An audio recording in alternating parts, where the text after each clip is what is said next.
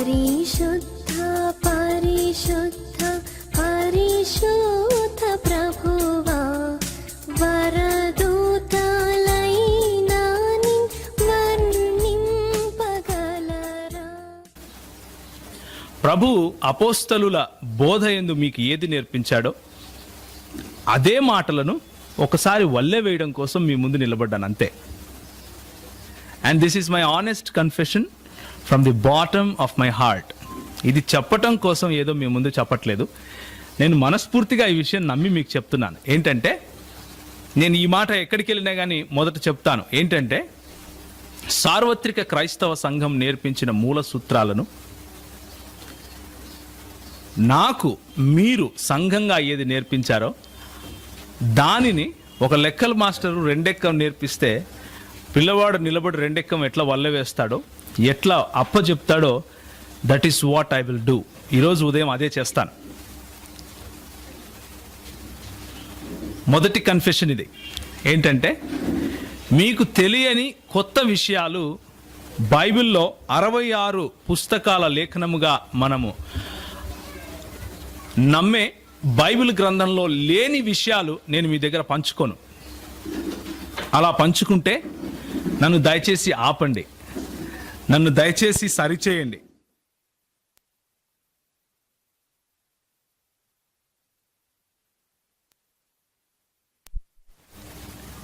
సార్వత్రిక క్రైస్తవ సంఘంలో మీరు నేను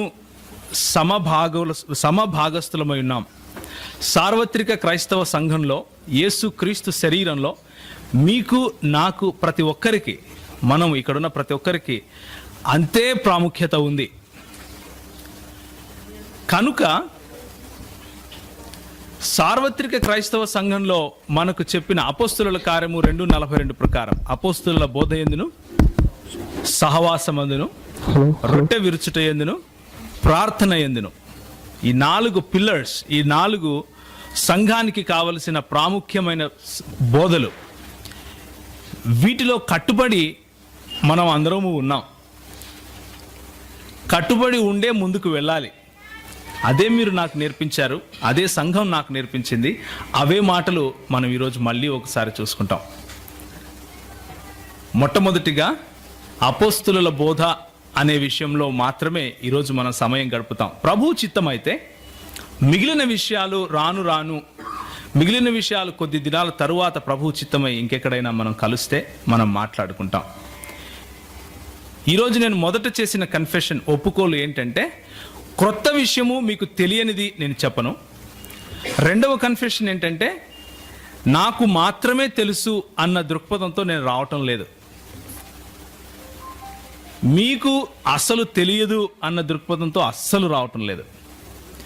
నేను నిజంగా నా మనస్ఫూర్తిగా ఈ మాట నేను చెప్తున్నాను.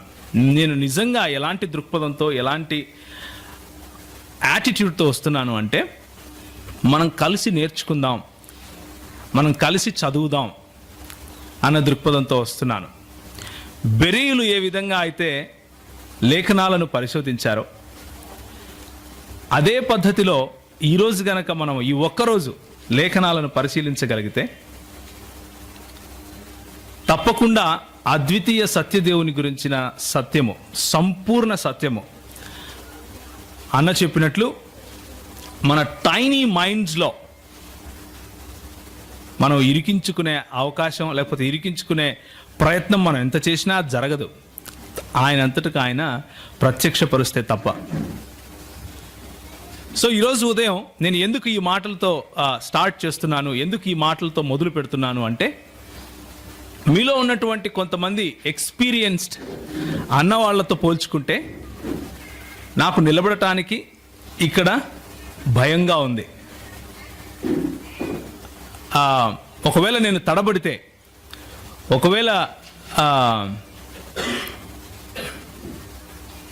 నేను కన్ఫ్యూజ్ అవుతానేమో, ఒకవేళ నేను సరైన సమాధానాలు అందరికీ చెప్పలేనేమో అన్న భయం నిజంగా నాలో ఉంది ఈరోజు. ఎందుకంటే కూర్చున్న వాళ్ళు మీరు చాలా విఘ్నులు, తెలిసిన వాళ్ళు, అనుభవం ఉన్నవాళ్ళు. థియలాజికల్ కాలేజెస్కు వెళ్ళి పాఠాలు చెప్తే నేర్చుకొని వచ్చి ఒకవేళ నా ముందు కూర్చుంటే నేను ఇంత భయపడుతూ వణుకుతో దేవుని వాక్యం తీయకపోవచ్చు. ఎందుకంటే అది ఒకరు నేర్పిస్తే వచ్చిన విద్య. కానీ ఇక్కడ ఉన్నటువంటి మీరు ఎక్స్పీరియన్స్డ్ పీపుల్ ఎవరైతే ఉన్నారో, మీరు ఒకరు నేర్పిస్తే నేర్చుకున్న వాళ్ళు కాదు. ప్రభు పాదాల దగ్గర కూర్చొని సంఘాలలో ప్రభువు మీకు ఇచ్చిన మాటను ఉన్నది ఉన్నట్లుగా ప్రజలకు చెప్పేవాళ్ళు, ఉన్నది ఉన్నట్లుగా ప్రభు మాటను ప్రభు ప్రజలకు పంచాలి అని ఆశపడేవాళ్ళు. మీ దగ్గర అణకువతోనూ భయముతోనూ వస్తున్నాను. దయచేసి నన్ను భరించండి అని ప్రాధేయపడుతున్నాను. రాబోయే ఒక 3 గంటలు లేకపోతే 4 గంటలు నన్ను భరించమని ప్రాధేయపడుతున్నాను. తలలు వంచుకుంటే ఒక 2 మాటలు ప్రభువును ప్రార్థిద్దాం. ఈ 3-4 గంటల్లో నేను ఏ రోజు ఎప్పుడైనా సరే లేఖనము అని వాడితే, స్క్రిప్చర్స్ అని వాడితే, దేవుని వాక్యము అన్న పదం వాడితే అది కేవలం 66 పుస్తకాలున్న బైబిలే అని దయచేసి మీరు గమనించండి. ఇంకెవరో రాసిన పుస్తకాలు, సేవకన్న రాసి చెప్పిన మాటలు, సేవకుడు చెప్పిన వాక్యం, మా అన్న ఫలానా అన్నకిచ్చిన ప్రత్యక్షతను బట్టి మేము ఇట్లున్నాము, ఇట్లాంటి మీరు దయచేసి పక్కన పెట్టండి. ఈ 4 గంటలు 66 పుస్తకాలలో ఉన్న లేఖనాల గురించి మాత్రమే మనం మాట్లాడుకుంటున్నాం. ఒకవేళ మీరు ఏదైనా మంచి ఆర్గనైజేషన్, క్రైస్తవ ఆర్గనైజేషన్కు మీరు చెంది ఉంటుంటే మీ ఫార్ములాస్ గురించి నేను మాట్లాడను. మీ ఫార్ములాస్ను బట్టి దేవుణ్ణి నిర్వచించే ప్రయత్నం నేను చేయను. మీరు కూడా దయచేసి చేయకండి. ఈ 4 గంటలు let us focus only on scriptures. దీన్ని మనం ఏమంటామంటే సోలా స్క్రిప్చురా అంటాం. లేఖనములు మాత్రమే, సోలా స్క్రిప్చురా. మనం మాట్లాడుకునేది కేవలము 66 పుస్తకాలున్న బైబిల్లో ఉన్న స్పష్టమైన ప్రత్యక్షత మాత్రమే. ఓన్లీ అనేది ఇక్కడ key point. So let's focus our attention only towards Bible this morning, nothing else. Having said that, come back to the concept of God again. మనకు అందుబాటులో ఉన్న దేవుడు అనే కాన్సెప్ట్స్ కనుక మనం చూస్తే అవి ఏవేవంటే ఏకేశ్వరవాదము, అంటే ది మోనోథియిస్టిక్ రిలిజన్స్. ఏకేశ్వరవాదము అంటారు దీన్ని. మోనోథియిస్టిక్ రిలిజన్స్ లో ఏవేవి ఉన్నాయంటే యూదా క్రైస్తవ సంప్రదాయము, అంటే యూదా మతానికి చెందినటువంటి వాళ్ళు, క్రైస్తవ మతానికి చెందినటువంటి వాళ్ళు, లేదా క్రైస్తవ మార్గానికి, క్రైస్తవ పంథకు, లేదా క్రైస్తవ మతానికి చెందినటువంటి దేవుడు అన్న ఆలోచన, క్రైస్తవ మతం నుంచి బయటకు వచ్చినటువంటి తెగలు కొన్ని ఉన్నాయి. యూదా క్రైస్తవ సాంప్రదాయం నుంచి బయటకు వచ్చినటువంటి సిమిలర్ తెగలు, అంటే ప్యారలల్ గా ఉంటాయి, అవి కొన్ని ఉన్నాయి. వాటిలో కూడా దేవుడు అన్న కాన్సెప్ట్ మనం చూస్తాం. దేవుడు లేదా దేవత అని ఉండదు అని నా ఉద్దేశం. దేవుడు అన్న కాన్సెప్ట్ మనం చూస్తాం. వీళ్ళని మోనోథియిస్టులు అంటారు, ఏకేశ్వరవాదులు అంటారు. నిజానికి మోనోథియిస్టులు ఎవరు? నిజానికి ఒకడే దేవుణ్ణి, అద్వితీయ దేవుణ్ణి ఆరాధించే సమూహము లేకపోతే సముదాయము, దానిని బైబిల్లో సంఘముగా పేర్కొన్నారు. అది ఏంటి అన్నది మనం ముందు ముందు చూస్తాం. మోనోథియిస్టుల తరువాత మనకు మిగిలింది ఏంటంటే మోనోథియిస్టులు కాని ప్రపంచం ఉంది, ఏకేశ్వరవాదం కాని ప్రపంచం ఒకటి ఉంది. అదేంటంటే అందులో పాలిథియిస్టులు ఉన్నారు, అంటే బహుదైవారాధికులు. ఒకరికంటే ఎక్కువ దేవుళ్లను ఆరాధించే వాళ్ళను బహుదైవారాధికులు అంటారు. పాంథియిస్టులు ఉన్నారు.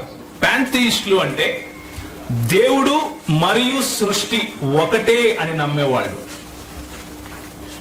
షామనిస్టులు ఉన్నారు, అంటే ప్రకృతిని ఆరాధించే వాళ్ళు ఉన్నారు. పానెంథియిస్టులు ఉన్నారు, డీస్ట్లు ఉన్నారు. ఇలా చెప్పుకుంటూ పోతే చాలా మంది ఉన్నారు. కనుకనే కన్ఫ్యూజన్ లేకుండా 2 భాగాలుగా చేశాను. ఒకరు మోనోథీస్టులు కాని వారు, ఇంకొకరు. 2 మోనోథీస్టులు కాని వారి గురించి ఒక 5 నిమిషాలు మాట్లాడుకుందాం. ఆ తరువాత ఏకేశ్వరవాదము లేకపోతే మోనోథీస్టుల దగ్గరకు వద్దాం. మోనోథీస్టులు కాని వాళ్లను 2 రకాలుగా విభజించవచ్చు. మొదటిది ఒక సృష్టికర్త లేకపోతే కర్తలు, తర్వాత సృష్టికర్తలు, సృష్టి అనే దాన్ని పాలిథియిజం అంటాం. అంటే బహుదైవారాధన అంటాం. అంటే ఎక్కువ మంది దేవుళ్ళు ఉన్నారు, సృష్టి కూడా ఉంది. సృష్టి మరియు దేవుళ్ళ మధ్య వ్యత్యాసం ఉంది, వారిరువురు వేరు అని నమ్మేది పాలిథియిజం, అంటే బహుదైవారాధన. సృష్టి అంటే సృష్టించిన వాడు మరియు సృష్టి 2 ఒకటే అనే దాన్ని పాంథియిజం అంటాం. మనము ఉదయం లేచినప్పటి నుంచి కర్నూల్లో బస్ స్టాండ్ దగ్గర టీ తాగి రాత్రికి ఇంటికి వచ్చి పడుకునేంత వరకు కూడా మనకు ఎదురయ్యే ప్రజల్లో ఈ 2 భాగాలు ఉంటాయి. వాళ్లకు తెలియకుండానే పాంథియిస్టులు ఉంటారు, వాళ్లకు మేము పాలిథియిస్టులము అని తెలియకుండానే పాలిథియిస్టులు ఉంటారు. ఉదాహరణకు చెప్తాను. మన హైందవ్యం, భారతదేశంలో ఉన్నటువంటి హైందవ్యాన్ని తీసుకుంటే, ఒకటి ఫిలసాఫికల్ లేక తత్వానికి సంబంధించిన హైందవ్యం ఉంది, ఒకటి ప్రాక్టీస్ చేసే హైందవ్యం ఒకటి ఉంది. ఫిలసాఫికల్ లేక తత్వానికి సంబంధించిన హైందవ్యం ఏమంటుందంటే తత్వం అసి అంటుంది, నేనే ఆయనను అంటుంది. లేకపోతే అహం బ్రహ్మాస్మి అంటుంది, నేనే బ్రహ్మను అంటుంది. కొంచెం పైనుంచి వెళ్తా ఉందా? Let's talk little slow. Philosophical హైందవ్యం ఏం చెప్తుంది అంటే, అయ్యా ఏ రోజైతే నువ్వు రియలైజ్ అవుతావో, నువ్వు విద్యలోకి వస్తావో, ఇప్పుడు ప్రస్తుతానికి నువ్వు అవిద్యలో ఉన్నావు.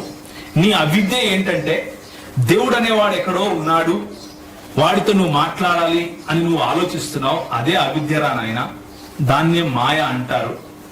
నీకు దేవునికి మధ్యలో వ్యత్యాసం లేదు, నీవే దేవుడివి. అది రియలైజ్ కావాలి అంటే కొన్ని మార్గాలు ఉన్నాయి, ఆ మార్గాలను పట్టుకొని వెళ్ళాలి. ఆ మార్గాలను పట్టుకొని వెళ్ళి నువ్వు ఎప్పుడైతే రియలైజ్ అవుతావో, నేనే బ్రహ్మన్ని, అఖండ కోటి బ్రహ్మాండ నాయకుడిని నేనే అని నువ్వు ఎప్పుడైతే అనుకుంటావో, అదే మోక్షం అంటారు.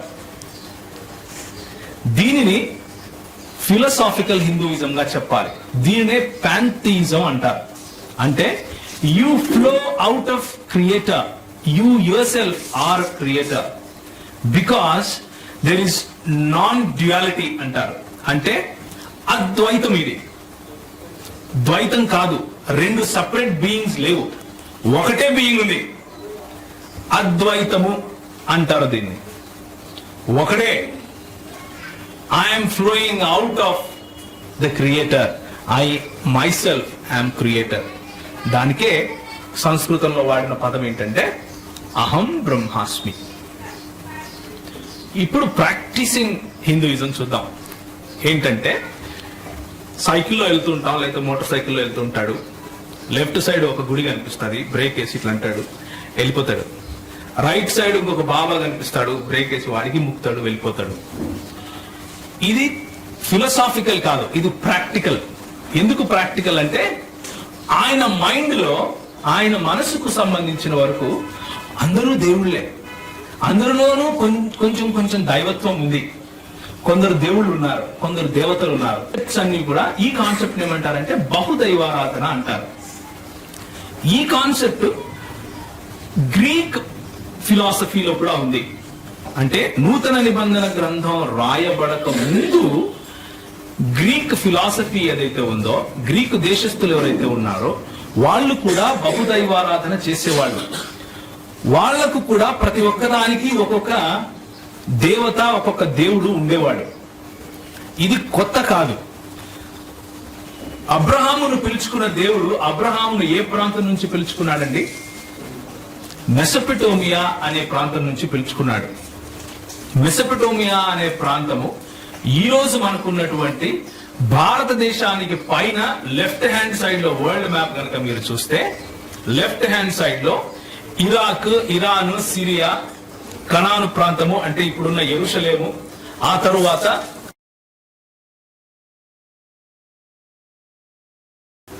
ఏకేశ్వరవాదులైనటువంటి యూదా క్రైస్తవ సముదాయం ఎలాంటి దేవుణ్ణి కొలుస్తున్నారు అన్న విషయం మనం చూస్తాం. ఈ ఏకేశ్వరవాదులు అయినటువంటి యూదా క్రైస్తవ సముదాయం నుంచి మొదట యూదా సముదాయాన్ని చూడాలి. అబ్రహామును దేవుడు పిలుచుకున్నాడు అన్నట్లుగా చరిత్ర చెప్తా ఉంది.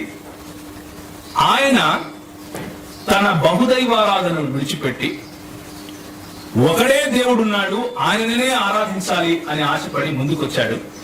ఊరు ప్రాంతం నుంచి ఆయన వెళ్లి కనాను దేశానికి ప్రవేశించాడు.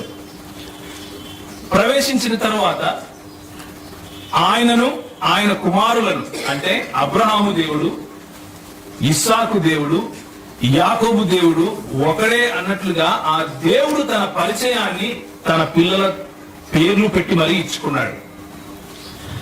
ఆ అబ్రహాము దేవుని గురించి ఈరోజు ఎక్కువ సమయం మనం గడుపుతాం. ఆ అబ్రహాము, ఇస్సాకు, యాకోబుల దేవుని గురించి మనం ఈరోజు ఎక్కువ సమయం గడుపుతాం. ఆ దేవుని దగ్గరికి రావడానికి ముందు నేను కొన్ని డూప్లికేట్స్ చెప్తాను. Let's talk about duplicates little bit. Okay, duplicates ఏంటంటే దేవుడు ఒకడే అని బైబిల్ చెప్తా ఉంది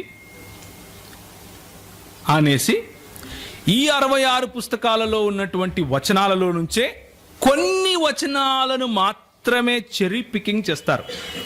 చెరీ పికింగ్ అంటే నీకు ఇష్టమైనదే తింటావు, నీకు ఇష్టం లేనిది అసలు భోజనమే కాదంటావు. దాన్ని చెరీ పికింగ్ అంటారు. అంటే నిన్ను కూర్చోపెట్టి భోజనం పెడితే నీకు సాంబార్ ఇష్టం అనుకోండి, సాంబార్ మాత్రమే భోజనం, మిగిలిన వాళ్ళు తినేదంతా గడ్డి అంటావు. నీకు బిర్యానీ ఇష్టం అనుకోండి, బిర్యానీ పెట్టించుకుంటావు, మిగిలిన వాళ్ళందరూ ఎర్రోళ్ళే. ఇంకా దాన్ని చెరీ పికింగ్ అంటాం. అలా చేస్తూ కొన్ని తెగలు బయటకు వచ్చాయి. ఆ తెగలు ఏంటివంటే ఈ 66 పుస్తకాలలో ఉన్న కొన్ని గ్రంథాలను తీసేస్తారు, లేకపోతే మొత్తం గ్రంథాన్నే తీసేస్తారు, కానీ కాన్సెప్ట్ని పట్టుకుంటారు. లేకపోతే కొన్ని వచనాలను మాత్రమే తీసేస్తారు. అలాంటి వాళ్ళలోనే డీయిజం అనేది ఒకటి ఉంది. అంటే దేవుడు ఉన్నాడు, సృష్టించాడు, కానీ సృష్టించేసి వదిలేశాడు, దాన్ని ఇంక పట్టించుకోడు. దేవునికి ఆ సృష్టికి సంబంధం లేదు. ఇది అమెరికా దేశంలో పుట్టింది. ఇంకొక వాదం ఉంది, అదేంటంటే ఫైనైట్ గాడిజం, అంటే పరిమితులున్న దైవవాదం, పరిమిత దైవవాదము అంటారు దీన్ని. ఆ దేవునికి కొన్ని పరిమితులు ఉన్నాయి. బోర్ కొడతా ఉందా? తప్పదు, ఇది తెలుసుకోవాలి. సో అన్నిటికంటే పాపులర్, అన్నిటికంటే ముఖ్యమైన కొన్ని తెగలు ఉన్నాయి బయటకు వచ్చినటివి. అవేంటివి అంటే నేను మీకు ఒక స్లైడ్ చూపిస్తాను, దాన్ని చూడండి. అందులో ఉన్న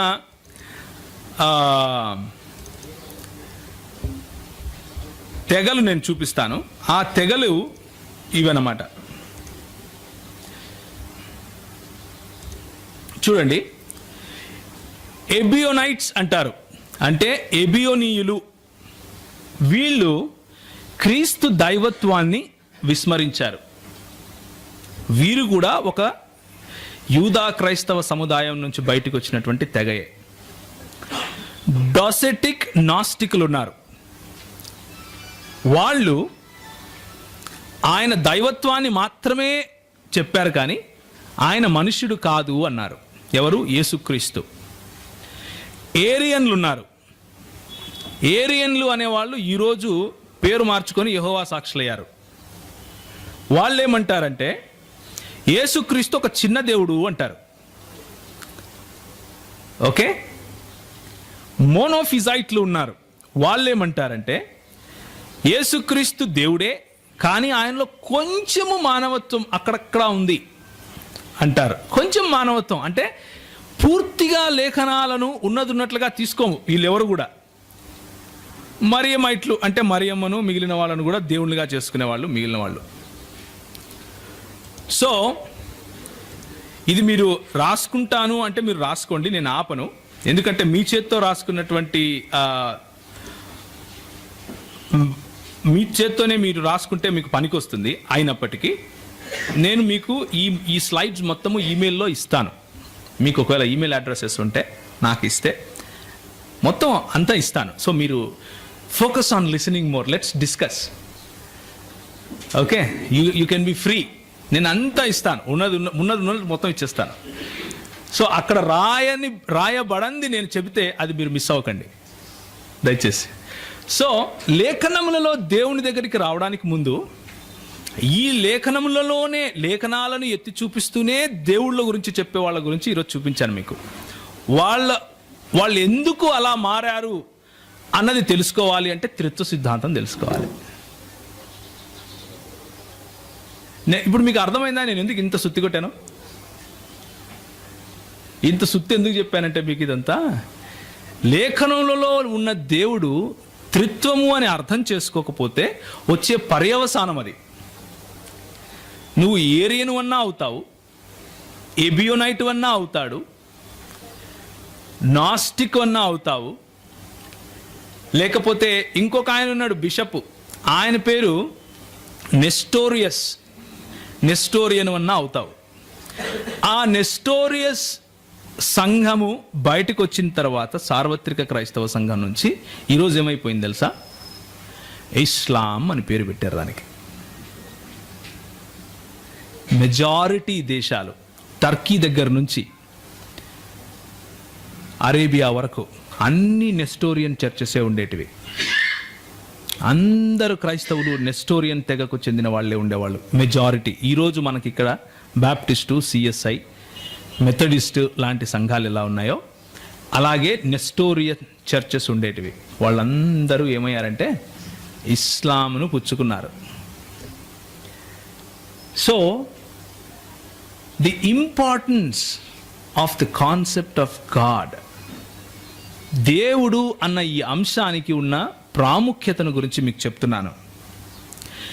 దేవుడు అన్న అంశానికి ఉన్న ప్రాముఖ్యత ఏంటంటే మన ప్రామాణిక క్రైస్తవ మూల విశ్వాసాలు కొన్ని ఉన్నాయి మనకి. ఈ మూల విశ్వాసాలు లేని వాడిని క్రైస్తవుడు అని మనం పిలవము.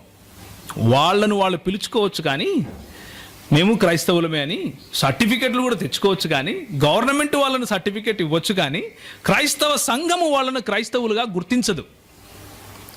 ఎందుకు గుర్తించదు అంటే ఇవి కారణాలు. మనము ఒక దేవుణ్ణి నమ్ముతాం, అద్వితీయుడైన దేవుని నమ్ముతాం. ఆయన తండ్రి, కుమార, పరిశుద్ధాత్మలుగా తన ఉనికిని చాటుకున్నాడు అని నమ్ముతాం. యేసుక్రీస్తుకు పోవడానికి ముందు మానవుడు సంపూర్ణంగా పతనమైపోయాడు పాపంలో అని నమ్ముతాం. ఆ పతనమైన మానవుడిని రక్షించటం కోసం దేవుడే కన్య గర్భాన పుట్టాడు అని నమ్ముతాం. ఆ క్రీస్తు పరిశుద్ధుడని, ఆయనలో ఏ పాపము లేదని, ఆయన దేవుడని నమ్ముతాం. ఎందుకు నమ్ముతాము? నేను చెప్తున్నాను కాబట్టి కాదు, లేఖనం చెప్తుంది కాబట్టి. అది ఎందుకు అన్నది మనం నెక్స్ట్ సెషన్స్లో చూసుకుంటాం. ముందు మీకు ఒక ఫౌండేషన్ ఇస్తున్నాను. వీళ్ళను క్రైస్తవులము అంటాం మనం. యేసుక్రీస్తు సంపూర్ణంగా దేవుడు అని నమ్మినంత మాత్రాన సరిపోదు. యేసుక్రీస్తు అంతే సంపూర్ణంగా మనుష్యుడు అని నమ్ముతాం. లేకపోతే మానవ పతనాన్ని అర్థం చేసుకునేవాడు కాడు. ఆయన మనుష్యుడు అవ్వక తప్పదు. ఏ యోగ్యత లేని నన్ను దేవుడు ఎన్నుకున్నాడని, విశ్వాసం ద్వారా మనను రక్షించాడని, క్రీస్తు పాప పరిహారార్థ బలిగా తన దేహాన్ని పెట్టాడని, ప్రాణం పెట్టాడని, సశరీరుడై తిరిగి లేచాడని, సశరీరుడై ఆయన తిరిగి తండ్రి వద్దకు వెళ్ళాడని, అదేవిధంగా ఆయన ఇప్పుడు యాజకత్వం చేస్తున్నాడని, యాజకత్వం చేస్తూ నీకోసం నా కోసం మధ్యవర్తిత్వం చేస్తున్నాడు, ప్రార్థిస్తున్నాడు అని. ఆ ప్రార్థించే యేసు తీర్పు తీర్చటానికి తిరిగి రాబోతున్నాడని, తిరిగి రాబోయిన తరువాత లేఖనాలు పరిపూర్ణంగా సంపూర్ణమైపోతాయని, ఉన్నది ఉన్నట్లుగానే లేఖనాలు మనకు వివరిస్తున్నాయి. ఇది మన క్రైస్తవ విశ్వాసం. ఈ పునాదికి బయట ఉన్న వాళ్ళని మనము క్రైస్తవులు అని పిలవలేం. అన్నిటికంటే ముఖ్యంగా it all starts or it all boils down to one point. ఏంటంటే దేవుని ఏకత్వం, ఆ దేవుని ప్రత్యక్షత అయిన త్రిత్వం. దేవుని ఏకత్వము, ఆ దేవుని ప్రత్యక్షత అయిన త్రిత్వం. ఈ రెండు కాన్సెప్ట్స్లో ఏ ఒక్కదాన్ని విస్మరించినా కింద మిగిలిన 14 పాయింట్స్ కూడా యూ హ్యావ్ టు డినై. నువ్వు వాటిని విస్మరించక తప్పదు. మొదటి 2 పాయింట్స్లో ఏ ఒక్కదాన్ని విస్మరించినా మిగిలిన 14 పాయింట్స్లో దేన్ని నువ్వు పట్టుకోలేవు. అది ఎట్లా నేను చెప్తా తర్వాత. But this is the truth. అందుకు ఈ కాన్సెప్ట్ ముఖ్యం. కాబట్టి దేవుడు అన్న సత్యము, దేవుడు ఎందుకు తనను తాను అలా చెప్పుకున్నాడు అన్న సత్యం మనం తెలుసుకోవాలి. ద్వితీయోపదేశ కాండము 6వ అధ్యాయం 4వ వచనం. దయచేసి ఎవరైనా సరే తెలుగు భాషలో గట్టిగా చదవండి. అందరికీ వినపడే విధంగా చదవాలి. పెద్దలు ఉన్నారు, పాస్టర్ గారులు ఉన్నారు. దయచేసి మీరు వేరే వాళ్లకు చదవటానికి అవకాశం దయచేయండి. మిమ్మల్ని గౌరవించడానికి మాకు అవకాశం దయచేయండి. ఇశ్రాయేలు వినుము, మన దేవుడైన యెహోవా అద్వితీయుడగు యెహోవా. చాలన్నా. మన దేవుడైన యెహోవా అద్వితీయుడైన యెహోవా. ఇదే మాట నిర్గమకాండము 20వ అధ్యాయంలో మనం చూస్తాం. ఆ అద్వితీయుడు అన్న మాటకు వివరణ ఇస్తూ ఏమంటాడంటే, దేవుడు వేరొక దేవుడు నీకు ఉండకూడదు అంటాడు. అద్వితీయుడు అంటే వేరొకడు లేనివాడు, అలాంటి వాడు ఇంకొకడు ఉండడానికి వీలు లేదు అని చెప్పటం. There is no one like him. వేల్పులలో నీ వంటి వాడెవడు అని చెప్పాలి అంటే ఆయనకు సమానమైన, ఆయనకు సరిపోల్చుకునే, ఆయన వంటి, ఆయన లాంటి, ఇంకా ఎలాంటి అయినా చెప్పుకోండి మీరు, ఉండవు. ఇంక్లూడింగ్ ఆయన సృష్టి. Let me repeat it again. అద్వితీయుడు అన్న మాటకు అర్థం ఏంటంటే ఆయన వంటి, ఆయన లాంటి, ఆయన సంపూర్ణత ఏ విధంగా ఉందో ఆ పోలికలో. మీకు క్వశ్చన్ వచ్చి ఉంటుంది, మరి దేవుడు నన్ను ఆయన పోలికలో చేశాడు కదా. I will give you the answer. అందుకనే ఆయన సంపూర్ణతను పోలినటువంటి పోలికలో ఏదీ లేదు, ఇంక్లూడింగ్ మ్యాన్ అండ్ క్రియేషన్. సృష్టి కానీ, మనిషి కానీ, జంతువు కానీ, చెట్టు కానీ, పుట్ట కానీ, ఎగిరేది కానీ, నీళ్లలో ఉండేది కానీ ఎక్కడా లేదు, ఏది లేదు. మొదటి ఆజ్ఞ ఏంటండి మనకు 10 ఆజ్ఞల్లో? నీకు దాని తర్వాత డిస్క్రిప్షన్ ఇస్తాడు ఎక్కడెక్కడ ఉండకూడదు అని. ఎక్కడెక్కడ ఉండకూడదు? ఆకాశంలో కానీ, భూమి మీద కానీ, నీళ్ళ కింద కానీ, చచ్చిపోయినా గోరీలు కట్టుకున్నా ఉండడానికి వీలు లేదు. That is what it means to be a unique God, one of it's kind, one of his kind. అలాంటి వారు, ఆయనను పోలిన, ఆయనకు సమానమైన ఇంకొక జీవి, ఇంకొక ప్రాణి, ఇంకొక దేవుడు, ఇంకొక మనిషి, ఇంకొక సృష్టి ఏది లేదు. ఇంకొక దేవుడు కూడా లేడు. ఇంకొక దేవుడు కూడా లేడు. 1 కొరింథీ 8:4లో ఇదే మాట నూతన నిబంధన గ్రంథంలో నుంచి కూడా మనం చూస్తాం. మనకు దేవుడు ఒకడే, వేరొక దేవుడు లేడు. ఈ ఒకడే అన్న మాటను మనం కొంచెం ఆలోచించాలి.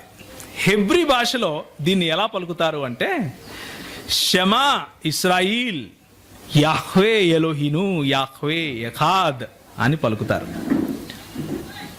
ఇస్రాయేలు వినుము, నీ దేవుడైన యెహోవా అద్వితీయుడగు యెహోవా అని పలుకుతారు. తెలుగు భాషలో ఎవరు దీన్ని తర్జుమా చేశారో తెలియదు, కానీ ఆయన కనిపిస్తే ఆయనకు ఇట్లా దండం పెట్టాలనుంది. ఎందుకు అంటే అక్కడ ఒకడే అని రాయకుండా అద్వితీయుడు అని రాశాడు. ఆయనకు మనస్ఫూర్తిగా కృతజ్ఞతలు చెప్పాలనుంది. ఎందుకు అంటే హెబ్రీ భాషలో వాడినటువంటి అక్కడ అద్వితీయుడు అన్న చోట వాడిన పదము ఎఖాద్ అంటారు. ఎఖాద్ అన్న పదానికి ఎందుకు ఒకడే అని వాడకూడదు నెక్స్ట్ సెషన్లో చూద్దాం. నెక్స్ట్ సెషన్లో మనం చూస్తాం ఎందుకు మనం ఎఖాద్ అన్న పదానికి ఒక్కడే అని రాయకూడదు, ఒక్కడే అని రాస్తే వచ్చే సమస్య ఏంటి అన్న విషయాన్ని మనం నెక్స్ట్ సెషన్లో చూస్తాం. ప్రస్తుతానికి మనం ఏం చూస్తామంటే దేవుని గుణ లక్షణాలను చూస్తాం. ఏ కాన్సెప్ట్ అయితే దేవుడు అన్న ఈ అంశము మనకున్నటువంటి పరిధిలో, మన పరిధి ఏంటి? లేఖనమే మన పరిధి. లేఖన పరిధిలో ఆయన తనను తాను ఏ విధంగా బయలుపరుచుకున్నాడు, ఏ విధంగా ప్రత్యక్షపరుచుకున్నాడు అన్న విషయాన్ని గమనించి చూద్దాం. 2 గుణ లక్షణాలతో ఆయనను మనం అర్థం చేసుకునే ప్రయత్నం చేద్దాం. మొదటిది నైతిక గుణ లక్షణాలు, రెండవది నైతికము కాని నిస్తరమైన, లేకపోతే నైతికేతర. నిస్తరము అంటే అబ్సల్యూట్, ఆయనకు తప్ప ఇంకొకరికి అంటనివి, ఆయనకు తప్ప ఇంకొకరికి మనము చెప్పలేనివి, ఆయనకు తప్ప ఇంకొకరికి మనము ఆపాదించలేని గుణాలు. అవి ఏంటి అంటే ఆయన అనంతుడు, అంటే ఆయన ఇన్ఫైనైట్ గాడ్, అన్లిమిటెడ్ గాడ్. ఆయన స్వయంభూ అయి ఉన్నాడు, స్వయంభవుడు అంటే సెల్ఫ్ ఎగ్జిస్టింగ్, అన్క్రియేటెడ్, అన్కాజ్డ్. ఆయన మార్పు లేనివాడు. He is unchangeable. అన్చేంజబుల్ అంటే ఎప్పటికీ ఆయనలో మార్పు రాదు. నిన్న మార్పు లేదు, ఈరోజు మార్పు ఉండదు, రేపు మార్పు రాదు. ఆయన నిత్యుడు, అంటే ఒకరోజు ఉండి ఇంకొక రోజు లేకుండా ఉండేవాడు కాదు. ఆయనకు ఒక మొదలు ఒక అంతము అనేది ఉండదు. ఆయన అన్నీ చేయగలవాడు, అంటే ఆయన సర్వ సామర్థ్యము గలవాడు, సర్వ సమర్థుడు. ఆయన సర్వజ్ఞుడు. సర్వజ్ఞుడు అంటే అన్నీ తెలిసినవాడు. అదేవిధంగా ఆయన సర్వవ్యాపి అయిన దేవుడు, అంటే అన్ని చోట్ల ఒకే సమయంలో ఉండగల వాడు. ఈ 7 పాయింట్స్లో ఏ ఒక్క పాయింట్ అయినా సరే వేరే క్రియేషన్కి, అంటే సృష్టిలో దేనికైనా సరే ఆపాదించే ప్రయత్నం చేసి చూద్దాం, సాహసం చేద్దాం. ఆలోచించి చూడండి, ఎవరికి చెప్పొచ్చు? ఆలోచించి చూద్దాం, జస్ట్ ఒక 2 minutes. ఎవరికి చెప్పచ్చు? అనంతుడు అంటే ఏంటన్నా?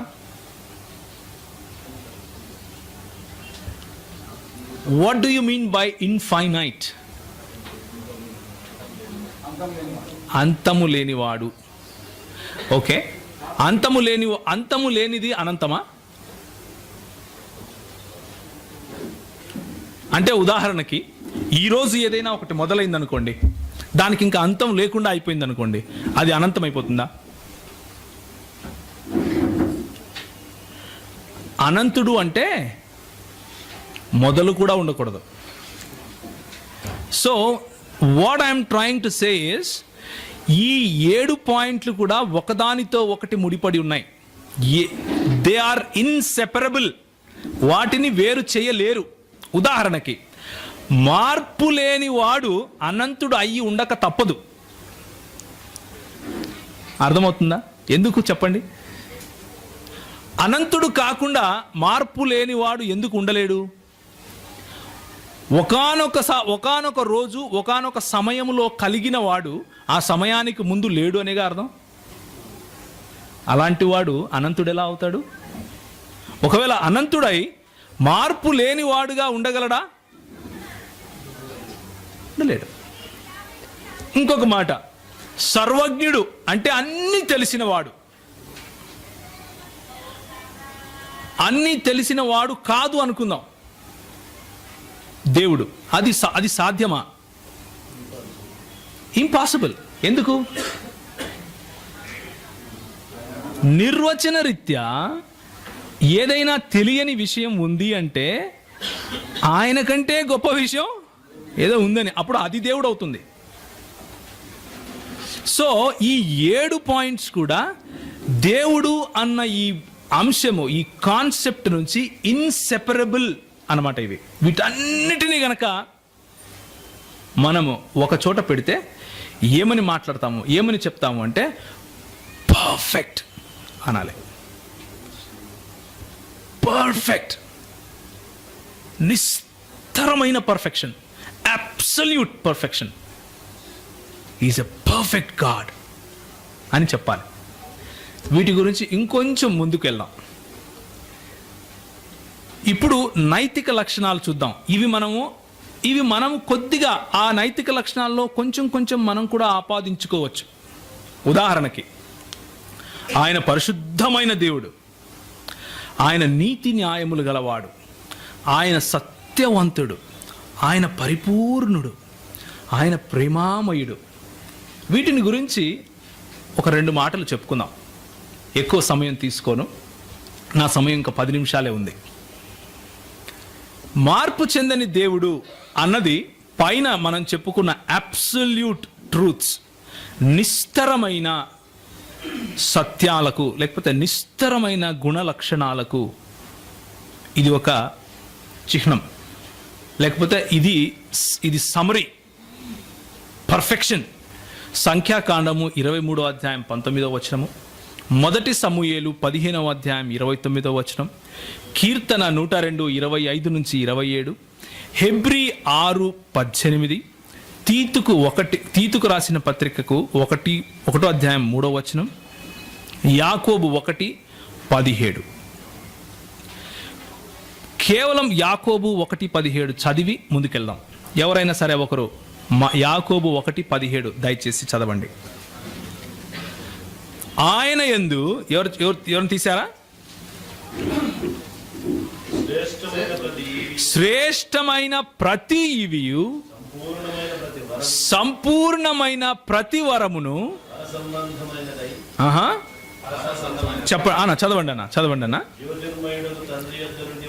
జ్యోతిర్మయుడగు తండ్రి వద్ద నుండి వచ్చును, ఆయన యందు ఏ చంచలత్వమును గమనాగమనముల వలన కలుగు ఏ ఛాయ అయినను లేదు. దేర్ ఇస్ నో చంచలత్వము, ఆయనలో మార్పు రాదు, ఆయనలో గమనాగమనముల వలన కలిగే ఏ ఛాయ ఉండదు అని యాకోబు చాలా స్పష్టంగా హీ ఈజ్ సమరైజింగ్ ఇట్.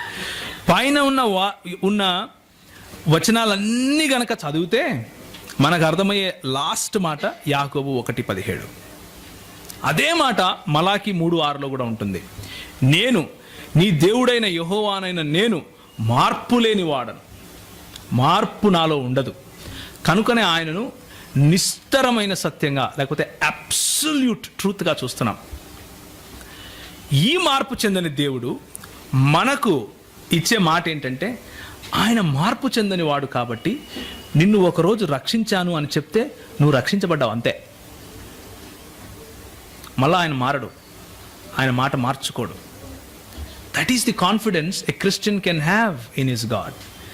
క్రైస్తవుడు తన దేవుని పైన ఇంత బలంగా ఆధారపడగలుగుతాడు. ఎందుకు అంటే ఆయనలో మార్పు ఉండదు కాబట్టి. నిన్న ఆయన మిమ్మల్ని ప్రేమించి రేపు మిమ్మల్ని ద్వేషించేవాడు కాదు. అర్థమవుతుందా ఎందుకు ఇది ఇంపార్టెంట్? నిన్న ఆయనకు నీ కష్టాలు తెలుసు, ఈరోజు మర్చిపోడు.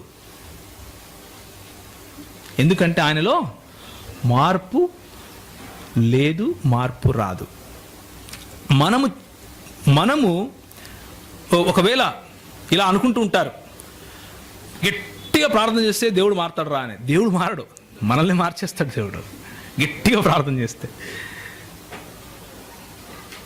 మనం ఎందుకు ప్రార్థన చేస్తే క్వశ్చన్ చేస్తూ ఉంటారు, మరి దేవుడు మార్పు లేని వాడైతే ప్రార్థన ఎందుకు చేస్తావా? నాకు పెళ్లి కావాలంటే దేవుడు అప్పుడు రియలైజ్ అవుతాడా, ఓ ఈయనకి పెళ్లి కావాలి కాబట్టి ఒక అమ్మాయిని బట్టి కాదు. నువ్వు ప్రార్థన చేసేటప్పుడు దేవుడు నిన్ను తయారు చేస్తాడు. He prepares you. ఆయన మార్పుకు లోనవుడు, నిన్ను మారుస్తాడు. అది ఆయనలో ఉన్న గొప్పతనం. అందుకనే నిరంతరము ప్రతి విషయంలోనూ ఆయన పైన ఆధారపడటానికి ఆయనలో ఉన్న నిస్తర గుణాలే కారణం. ఇప్పుడు మనం నైతిక గుణలక్షణాలు గనక చూసుకుంటే, మొట్టమొదటిగా మనం అర్థం చేసుకోవాల్సింది ఏంటంటే, దేవుడు ఏదో ఒక ఫోర్స్ కాదు. ఫోర్స్ అంటే ఒక కరెంటుకు ఒక స్విచ్ చేసామనుకోండి, ఫ్యాను తిరుగుతుంది. కరెంటుని ఏమంటాం? పవర్, ఫోర్స్ అంటాం, అవునా? ఆ ఫోర్స్ని నడిపించడానికి కరెంటుకు స్విచ్ చేసేవాడు కావాలి, వేసేవాడిని వ్యక్తి అంటాం, అవునా? So that's the difference. దేవుడు ఒక శక్తి మాత్రమే కాదు, వ్యక్తిత్వము కాదు, వ్యక్తిత్వం ఉన్న ఒక వ్యక్తి. ఆయన ఒక వ్యక్తి అయి ఉన్నాడు. ఏదో ఒక శక్తి అనుకుని పొరపడితే మనం ఏమవుతామంటే యెహోవా సాక్షుల్లో కలిసిపోతాం. అది ఎందుకో నేను చెప్తాను. ఓకే, దేవునికి ఒక మనసు ఉంది, ఆయనకు ఒక చిత్తం ఉంది, ఆయనలో భావనలు ఉన్నాయి. మనసు ఉంది అంటే ఆయన ఆలోచించగలవాడు, ఆయన క్లిష్టమైన డిజైన్స్ చేయగలవాడు. అంటే మన సృష్టిని చూస్తే మనకు తెలిసిపోతుంది. దీన్ని ఆంటలాజికల్ ఆర్గ్యుమెంట్ అంటారు. అదేవిధంగా ఆయనకు చిత్తం ఉంది అంటే ఆయన కొన్ని చాయిసెస్ చేసుకోగలుగుతాడు. నేను ఇది చెయ్యను, నేను ఇది చేస్తాను అన్న నిర్ణయాలు తీసుకోగలవాడు. అదేవిధంగా ఆయనను మీరు బాధ పెట్టచ్చు, సంతోష పెట్టచ్చు. ఆయనకు భావనలు ఉన్నాయి. కాబట్టి ఆయనను మనము, దేవుణ్ణి యూదా క్రైస్తవ సముదాయము ఒక వ్యక్తిగా చూస్తూ ఉంది. యూదా క్రైస్తవ సముదాయం చెప్పే ఈ లేఖనాలు దేవుణ్ణి ఒక వ్యక్తిగా చూస్తున్నాయి. ఆయనకు మంచి తెలుసు, మంచిని ప్రేమిస్తాడు, మంచినే ఎన్నుకుంటాడు. ఆయనకు మంచి తెలుసు, మంచిని ప్రేమిస్తాడు, మంచినే ఎన్నుకుంటాడు. ఇది ఎందుకు ఈ మాట నేను చెప్తున్నాను అంటే, ఆయన మంచినే ఎన్నుకొని తీరాలి. మంచిని కాని దానిని ఎన్నుకుంటే నిర్వచన రీత్యా ఆయన దేవుడు కాకుండా పోతాడు. Absolute true God absolute good అయి ఉండాలి. అబ్సల్యూట్ గుడ్ కాకపోతే మానవులకు కూడా అది తప్పు అని తెలుస్తూ ఉంటే ఆయన దేవుడు ఎలా అవుతాడు అన్న ప్రశ్న వస్తుంది. కాబట్టి దేవుడు నిర్వచన రీత్యా by his own definition he has to be all good, మంచివాడై ఉండాలి. ఓకే, కనుక దేవుడు సర్వ సృష్టిలో ఉన్న మాలిన్యానికి, ఆదాము చేసినటువంటి పాపానికి, వీటన్నిటికీ అతీతుడై ఉన్నాడు. ఆయన పరిశుద్ధుడై ఉన్నాడు. అది లేఖన సారాంశంలో మీరు నిర్గమాకాండం 15వ అధ్యాయం 11వ వచనంలో చూడొచ్చు, లేవీకాండము 11వ అధ్యాయం 45వ వచనంలో చూడొచ్చు, అదేవిధంగా యెషయా 5:16లో కూడా చూడొచ్చు. దేవుడు పరిశుద్ధమైన వాడు. దాన్ని బట్టి మనకు అర్థమయ్యేది ఏంటంటే, ఆయన పరిశుద్ధుడు కాబట్టి సంఘములో ఉన్న మనల్ని పరిశుద్ధులుగా అవ్వమంటున్నాడు. ఆయనే పరిశుద్ధుడు కాకపోతే మనల్ని కూడా పరిశుద్ధమైన జీవితాలను జీవించు అని చెప్పడానికి అవసరం లేదు. దొరికినట్టు కాల్చండి అని అనగలుగుతాడు. మీ పవిత్ర మాసం అయిపోయిన వెంటనే దొరికినట్టు నరకండి అంటాడు. అలా అనడం లేదు మన దేవుడు, అంటే ఆయన పరిశుద్ధుడు కాబట్టి. పరిశుద్ధత అక్కడితోనే ఎండ్ అవ్వదు. పరిశుద్ధతలో న్యాయం ఉండి తీరాలి, నీతి ఉండి తీరాలి. నీతి లేని దాన్ని పరిశుద్ధతగా మానవులే ఒప్పుకోరు, దేవుడు ఎలా ఒప్పుకుంటాడు? నైతికతకు ఉన్న పతాక స్థాయి, నైతికతకు ఉన్న చరమ స్థాయి దేవుడు. అంటే యూదా క్రైస్తవ సముదాయంలో, అంటే ఈ 66 పుస్తకాల లేఖనంలో తప్ప ఇంకెక్కడ కూడా నైతికతకు స్టాండర్డ్ కనపడదు.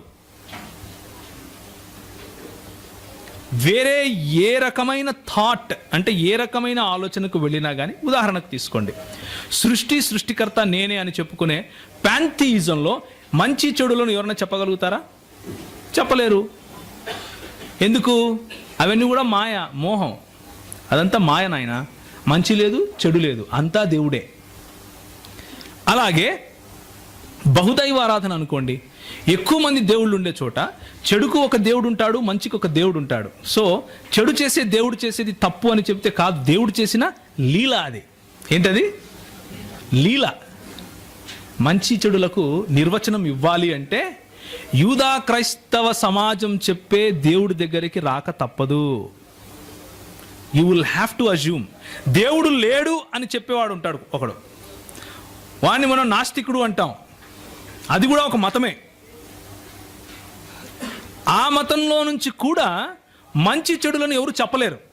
ఎందుకు అంటే ఇది మంచి అని చెప్పాలి, ఇది చెడు అని చెప్పాలి అంటే దేవుడు తప్ప వేరే స్టాండర్డ్ చూపించలేడు.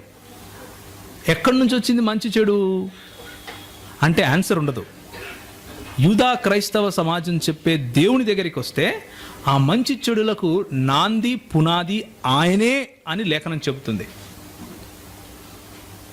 దీని మీద ఏదైనా క్వశ్చన్ ఉంటే తర్వాత నన్ను అడగండి. సో ఆయన నీతి న్యాయము గలవాడు, ఆయన రోషము గల దేవుడు. నిర్గమాకాండము 34:14, ఎహెచ్కేలు 39:25. ఆయన పరిపూర్ణతలో నివసించే దేవుడు. దేవుడు పరిపూర్ణుడు. ఆయన ఉనికి యందు కానీ ఏది తక్కువగా లేదు. He is self sufficient. ఆయన పరిపూర్ణుడు కాబట్టి ఆయన యందు నిరీక్షించే మనము ఒకానొక రోజు ఏమవుతాం? పరిపూర్ణులమవుతాం. ఆయనలో యథార్థత ఉంది. ఆయన తప్పులు చెప్పడు, ఆయన అబద్ధాలు చెప్పడు. నేను అబద్ధాలు చెప్పటానికి మనుషుణ్ణి కాదు అని ప్రభు చెప్తాడు. యథార్థవంతుడు మన దేవుడు. వీటన్నిటినీ గనక, అంటే ఈ నైతిక స్టాండర్డ్స్ అన్నిటిని మనం సమ్మరైజ్ చేయాలి అంటే, ఒక సారాంశం ఇవ్వాలి అంటే దానికి ప్రేమ అని పేరు పెట్టాలి. సర్వంలోనూ మంచితనం అన్నదానికి ప్రేమ అని పేరు పెట్టాలి. సో మన దేవుడు ప్రేమించే దేవుడు గనుక మనకు ఆయన ప్రేమను నేర్పుతాడు, ప్రేమించాలి అని చెబుతాడు. ఇప్పుడు ఈ 2 నిమిషాలు మీ మెదడుకు ఒక మేత పెట్టేసి వదిలేస్తాను. టీ బ్రేక్ సమయంలో వీటిని గురించి ఆలోచించండి. నెక్స్ట్ సెషన్కి వచ్చినప్పుడు ఇది ఎలా సాధ్యం అని మీరే ఆలోచించండి. ఒక పక్క పర్ఫెక్ట్ దేవుడు ఉన్నాడు, అంటే నిస్తరమైన అబ్సల్యూట్ ట్రూ గాడ్ ఉన్నాడు. ఇంకొక పక్క ప్రేమకు ప్రతీకగా ఉన్నాడు. పతాక స్థాయిలో ఆయన ప్రేమ ఉంది. ఆయన హీఈస్ ఎ జస్ట్ గాడ్. ఆయన న్యాయమైన దేవుడు. ఆయన పాపాన్ని చూస్తే నేను సహించను అని చెప్పే దేవుడు. యథార్థవంతుడు, అంటే నిజం చెప్తున్నాడు. At the same time he is all powerful, all knowing. He can be here and in heaven at the same time. ఇలాంటి నిస్తరమైన విలువలు ఉన్నాయి. నైతికతలోనూ పతాక స్థాయి ఆయనదే. అప్పుడు ఆలోచించి చూడండి, ఒకానొకప్పుడు ఒకవేళ దేవుడు ఒంటరివాడు అంటే దేవునిలో బహుళత్వం లేకపోతే, త్రిత్వము కాకపోతే, ఒకానొక సమయంలో హీ ఈస్ పర్ఫెక్ట్, ఆయన అన్నిట్లోనూ self sufficient, and he is all loving. Is it possible? ఎవరిని ప్రేమించాడు? ఎవరితో మాట్లాడాడు? ఆయనకు రిలేషన్స్ అన్నవి ఎలా తెలుసు? ఆయనకు అన్నీ తెలిసి ఉండాలి. ఆయన సర్వగుణ సంపన్నుడు, అంటే ప్రేమలో పతాక స్థాయి ఉన్నవాడు. నైతికేతర అంటే పర్ఫెక్షన్ అనే ఈ గుణాలు, ప్రేమ అనే ఈ గుణం, ఈ రెండింటిని బ్యాలెన్స్ చేయాలి అంటే దేవుడు ఒంటరివాడు అయితే సాధ్యపడుతుందా? టీ బ్రేక్లో ఆలోచించండి. తలలు వంచుకుంటే ప్రార్థన చేసుకుందాం.